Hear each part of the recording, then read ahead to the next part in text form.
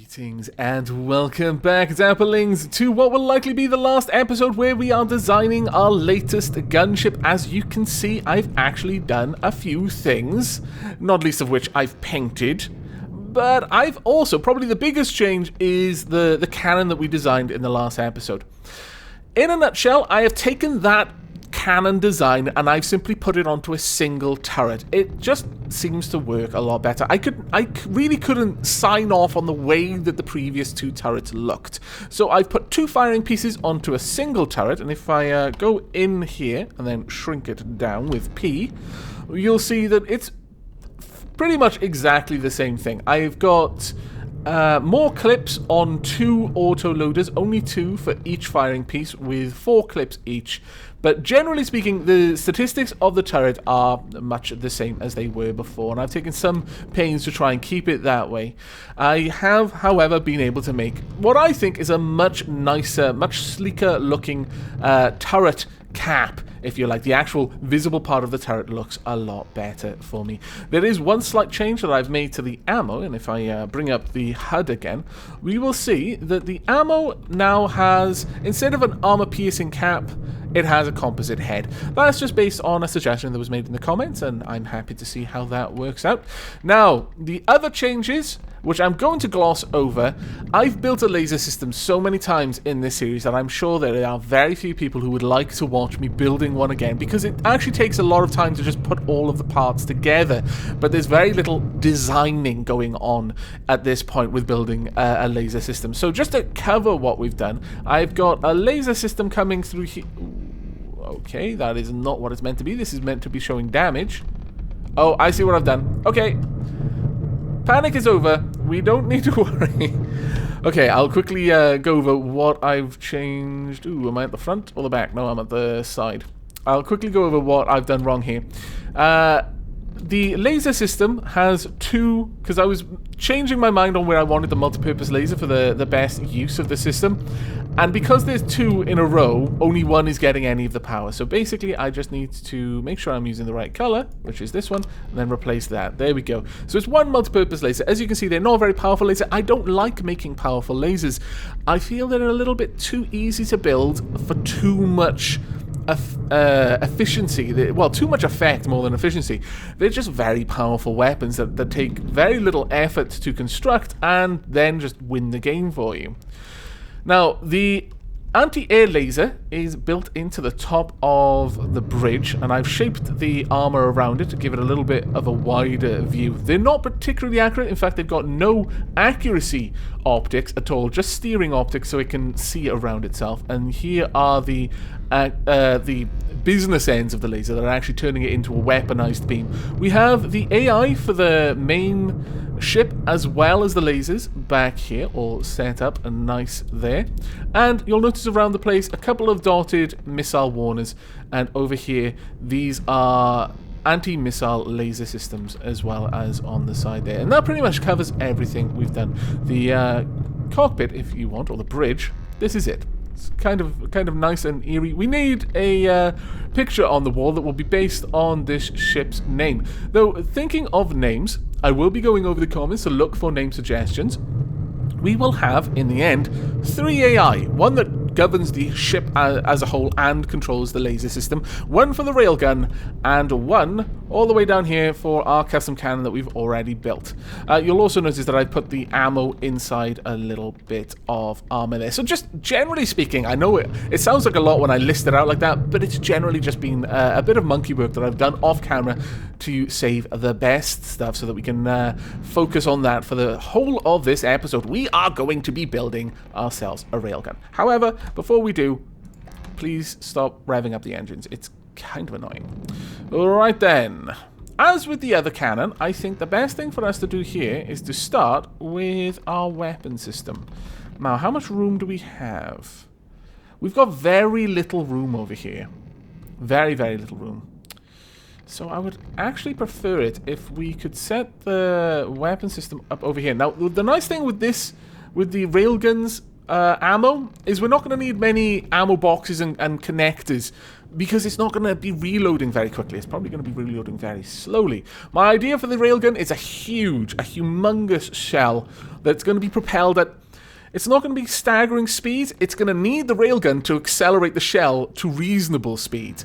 But if it hits something, it's going to do an awful lot of damage. Or at least that is what I'm hoping for. So let's start off with the ammo controller and pop it in there. Oh, no, we don't want it to be that color. No. If anything, it should be red, but we're not going to go for red. Now, we're going to use... Now, since we're making a fairly large shell, let's... Go ahead, we're going to give it a fair chunk of gunpowder in it, and we're not going to worry about the cooldown so much, because this weapon's meant to fire fairly slowly. So we can have like 4 gunpowder maybe. This is a very long shell, to be fair. That's a 6 length, so that's 12 components on this shell. I think that's probably more than we need. But let's pop a nose on here. Now, the choice of a nose, we could go with a sabot. We could go with shaped charge, which is more for armor piercing. The squash head, which will cause significant internal damage to anything it hits. A hollow point, armor piercing or composite. I'm thinking the squash head, honestly. Significantly lowers the armor penetration, but concentrates all explosives placed directly behind it into a shockwave that can create interior spalling and destroy large chunks of vehicle walls. I think I like this one. We're going to try and make something quite potent. Now, it says all explosives, so we want a lot of explosives on this. Let's say from about here, we're going to be filling this up with explosives. Let's see, where are we? HE warhead. There we are. Now, at the moment, that feels that it's going to have an explosive damage of 3,698. It's going to need a shell rack of 6. Oh, I think that's going to be a little bit more than we can fit. Based on what I know of the ship so far, I think 4 is probably going to be as big as we can do. If we can get it bigger, then we will. But for the time being, I'm going to assume that the best we can do is a 4. So we'll make it as big as we can. So 333mm shell. With a rail draw, I mean, I'm not sure what this is going to be, so we should probably just leave that as whatever. The velocity by itself is already going to be 217. Honestly, we could even possibly just make this a regular cannon without needing a railgun, because a railgun is actually going to put quite a lot of drain. Even a huge drain on a railgun. It's going to increase our recoil a fair bit. It's going to give us a little bit of kinetic force, but it's not really going to affect the hash at all, and it's only going to give us 40 millimeters. 40 meters a second. I don't think the railgun is going to be a significant part of this, but I'm going to build it anyway because I think the aesthetic of a railgun is amazing, and I kind of want it on this, so that's what we're going to be going for. I could add in a base bleeder. No, I don't think we should, because if I add that in, it's going to drop our speed because we're losing the gunpowder. That's actually better for us. Right now, the expected time for barrel cooldown is 46.16 seconds. We're going to need significant amounts of cooling on this in order to bring that heat down so it can fire a little bit more frequently, I think. Is there anything else we want to put in here? A visible tracer might be useful if it wasn't going to take so long between shots. As it stands, it's not going to be useful.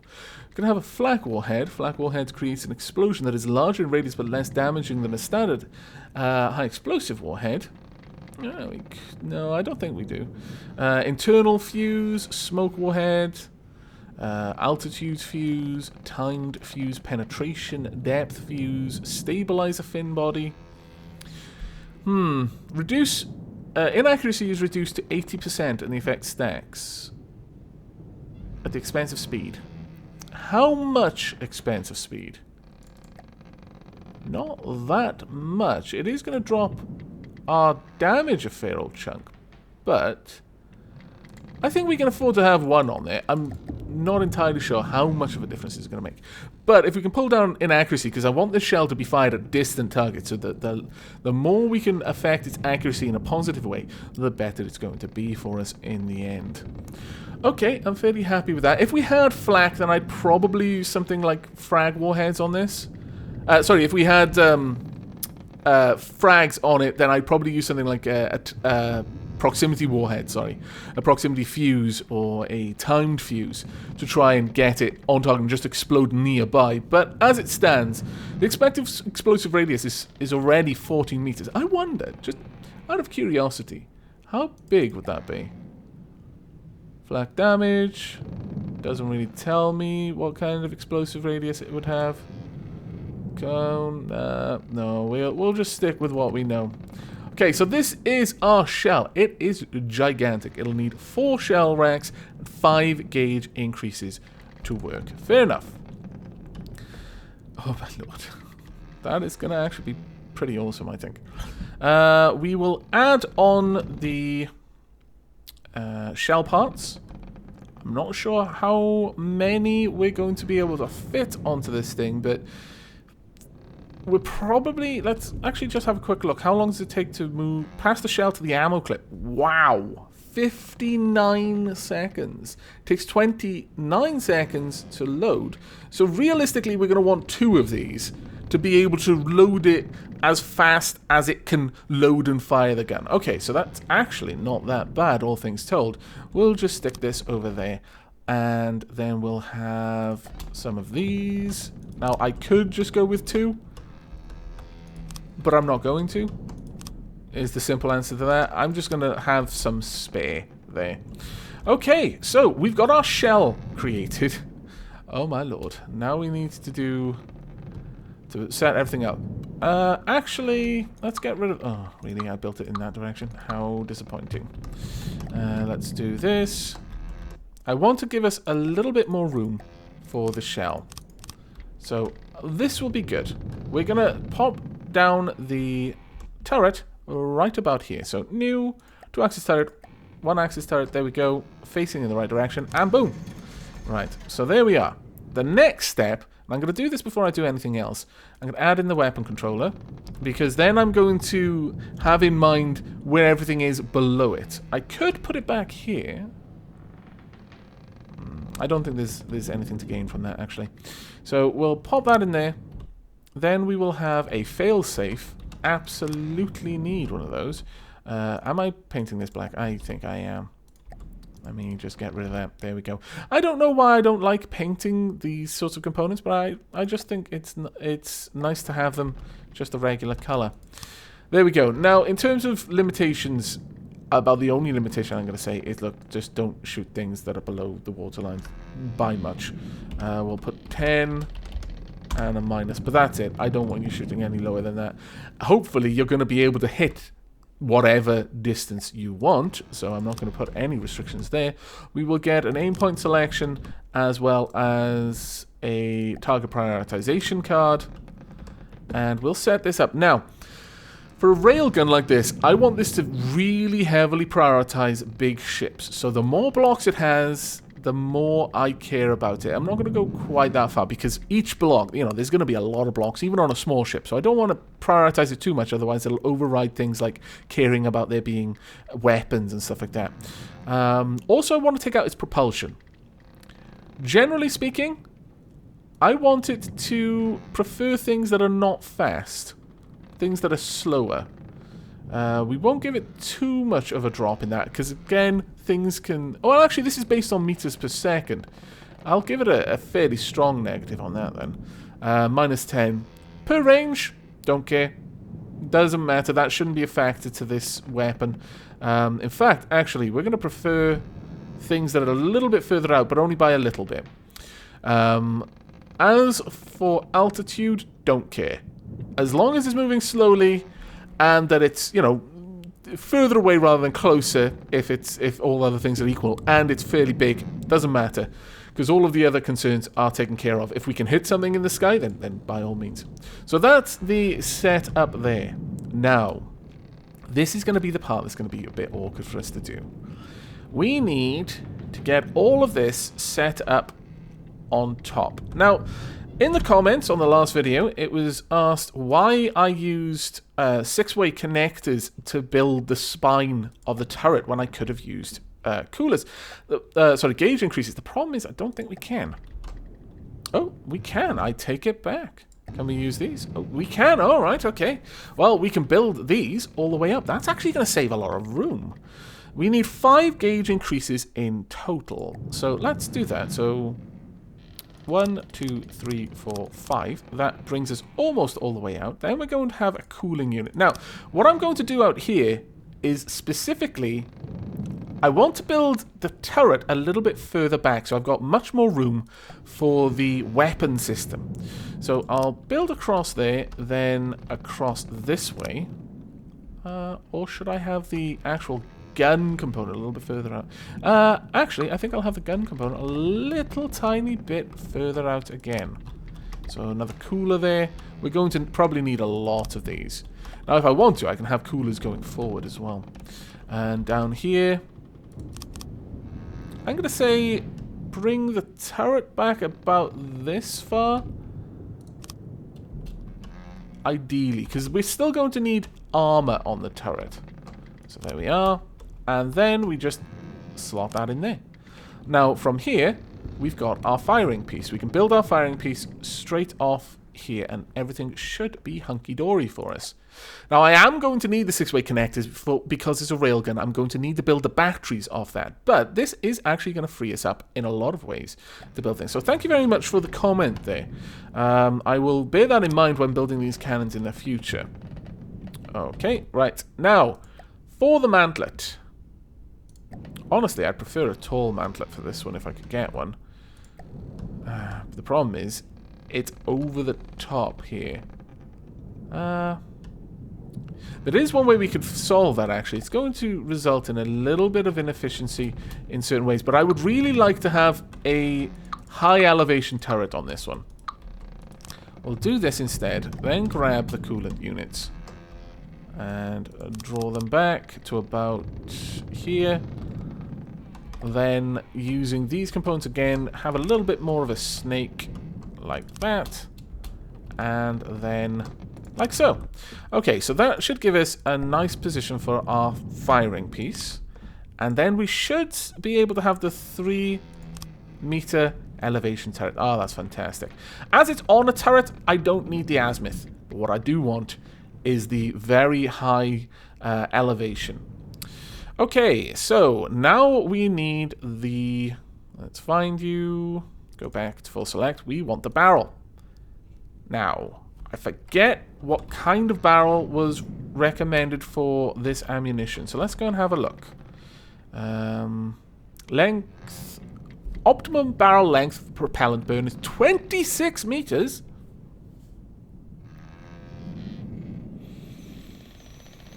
Wow. 26-meter barrel. That's not happening. I'm afraid that is a no. Perhaps we could get rid of some of these then, I guess. Maybe put a base bleeder. That's going to drop that by a 5 to 20-meter barrel. We can do that. We can do a 21-meter barrel. Or 22-meter barrel. But we're not doing a 26-meter barrel. That'll be further than that. Than the other gun. That'd just be bonkers. Okay, so regular barrel then. So that's 10. Oh my lord. That's 21. We'll have a bore evacuator on the end. No, I was told that I should have the bore evacuators on the end instead of at the back because they're a weakness. The way I was thinking is if something hits where the bore evacuator was actually on the firing piece anyway, you've already lost the gun, so it doesn't matter that it's a weakness. But apparently there's a feeling that this would be better set to have the bore evacuator at the front anyway, and that it might improve the performance of the barrel. I'm willing to test it, certainly. Now, railgun magnet attaching fixture. That is the next part of what we need. In fact, on this barrel, we could do something particularly awesome. I wonder. Because when these are in place, they don't actually interact. They can pass through. They're basically physicless. Now we can have a 2 limb railgun, or we can have a 4-limb railgun. Well, I don't know. Sometimes I think 2-limb railgun actually looks a bit better, but we'll see. Now we're going to follow this out all the way to the actual length. We can see the actual length. It's just that the barrel is shorter because it has no gauge increases on it currently. It should do, though. Not connected to firing piece. Really? Not connected to firing piece. None of these are connected to the firing piece. What is this nonsense? The firing piece is right there. Are you sure you're not connected to the firing piece? Firing piece right there?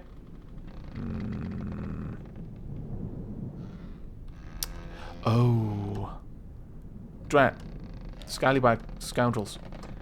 This is meant to be... It has to connect like this. There we go. That was me being a derp.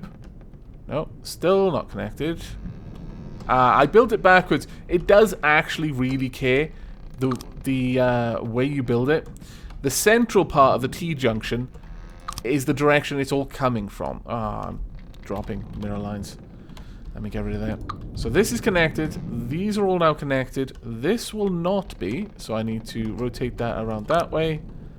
Then rotate this around that way. And then, at that point, everything should be connected. Look at that barrel. That is quite an impressive looking gun. You know what? I'm going to leave it with the rail, only 2 rails. Because I think 4 is a bit OTT, honestly. Right, so we've got our weapon prepared. The next step is to add on an ammo router. Now, where we can put this... Well, there's actually quite a lot of options for us here. I'm going to stick it... Well, I could just tuck it in under here, honestly. And I don't see any particular reason not to. Alright, down here is now where we're going to build the ammo. So 1, 2, 3, 4. Yeah, I thought that was the limit. Unfortunately, we can't have a 6 because it would push up too high and then wouldn't be able to have a... Ooh, actually. As that is the central pillar...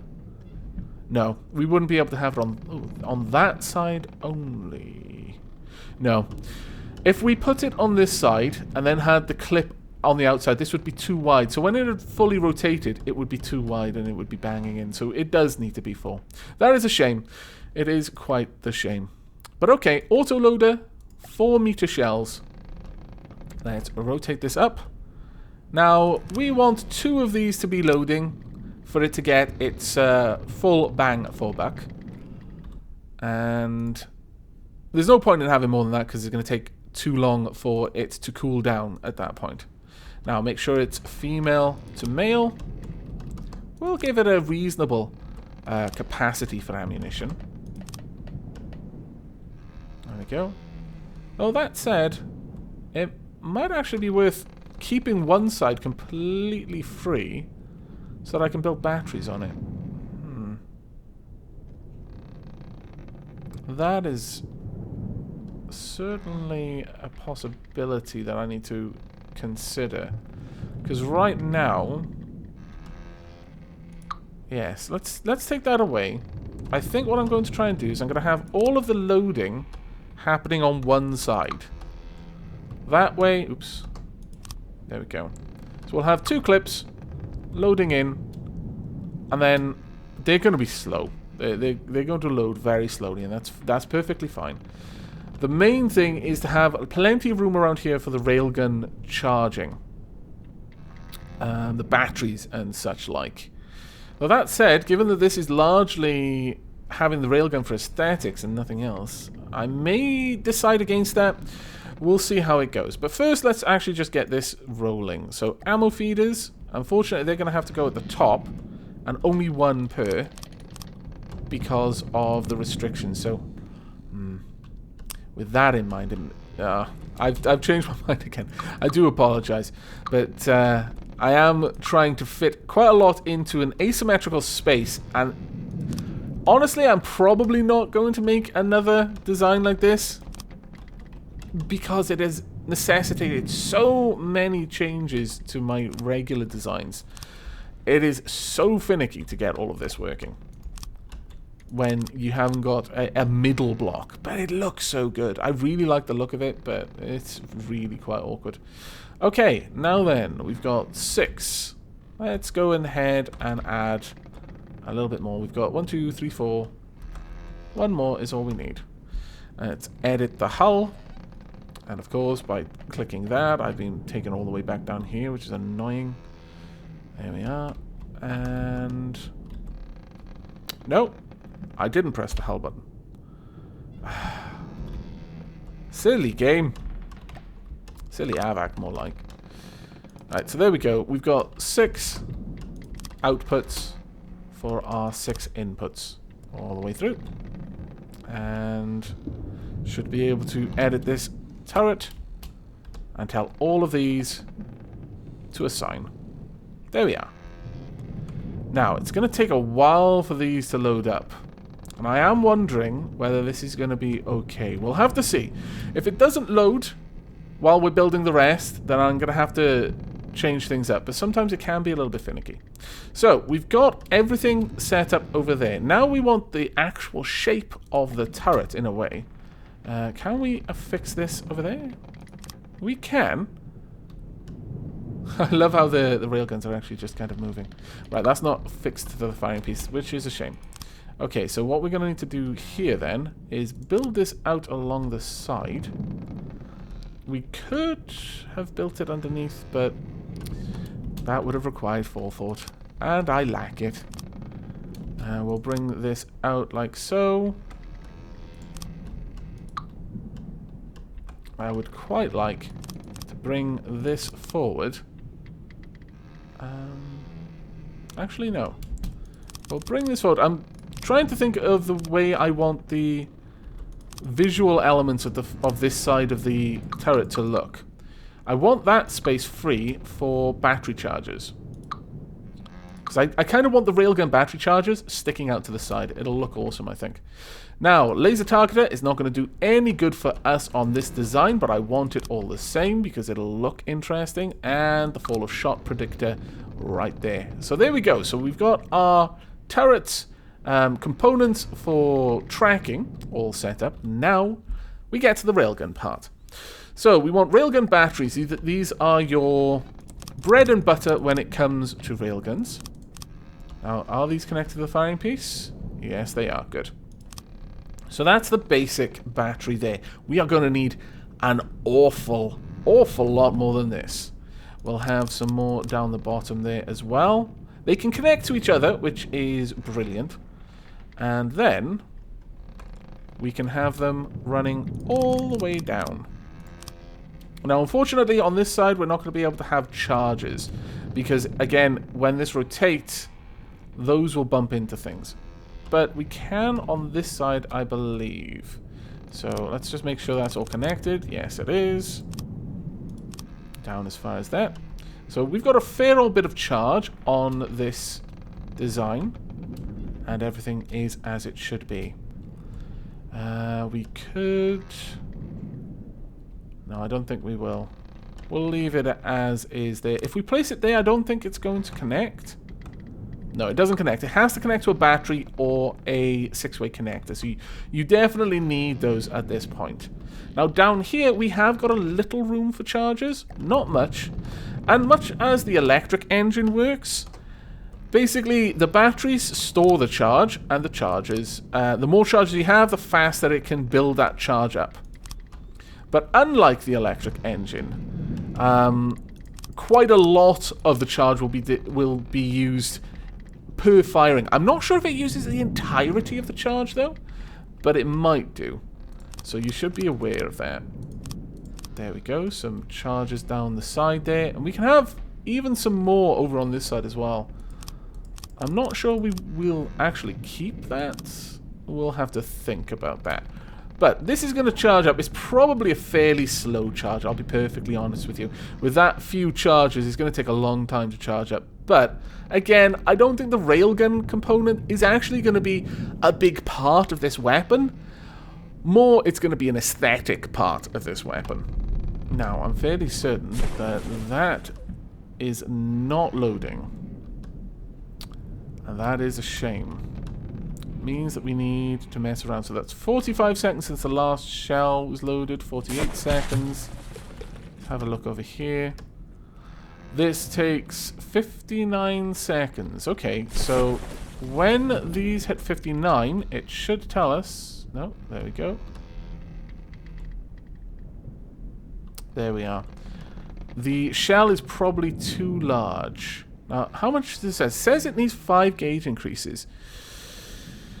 But clearly that is not working for us. We need to take one of our gauge increases away. So, we've got gauge increases all the way down here. Let's try and shrink that down so I can see properly. We've got 1, 2, 3, 4, 5.